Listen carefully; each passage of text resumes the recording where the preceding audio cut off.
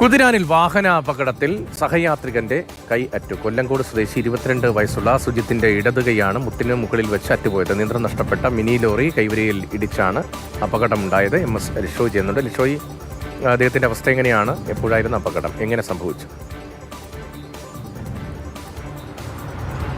ഇന്ന് രാവിലെയാണ് അപകടമുണ്ടായത്. കുതിരാൻ തുരങ്കത്തിലൂടെ വാഹനം പോകുന്നതിനിടയിൽ വാഹനത്തിൻ്റെ നിയന്ത്രണം നഷ്ടപ്പെടുകയായിരുന്നു.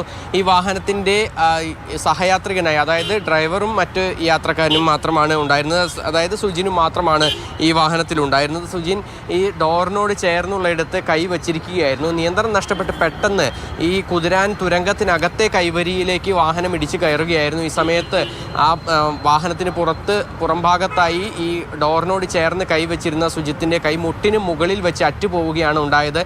പിന്നീട് ഈ സുജിനെ ഈ ആശുപത്രിയിലേക്ക് കൊണ്ടുപോവുകയും അറ്റുപോയ കൈ മറ്റൊരു ആംബുലൻസിൽ കൊണ്ടുപോവുകയുമാണ് ചെയ്തത്. ഇപ്പോൾ കൈ തുന്നിച്ചേർക്കാനുള്ള നടപടികൾ ഈ ആശുപത്രി അധികൃതരുടെ ഭാഗത്തു നിന്ന് നടക്കുന്നുണ്ട്. എന്തായാലും ഈ CCTV ദൃശ്യങ്ങളിൽ നിന്ന് വ്യക്തമാണ് എങ്ങനെയാണ് അപകടം നടന്നിരിക്കുന്നതെന്ന്. കുതിരാനിൽ തുരങ്കപാതയിലാണ് അപകടമുണ്ടായത്. MS ലിഷോയാണ് വിവരങ്ങൾ നൽകിയത്.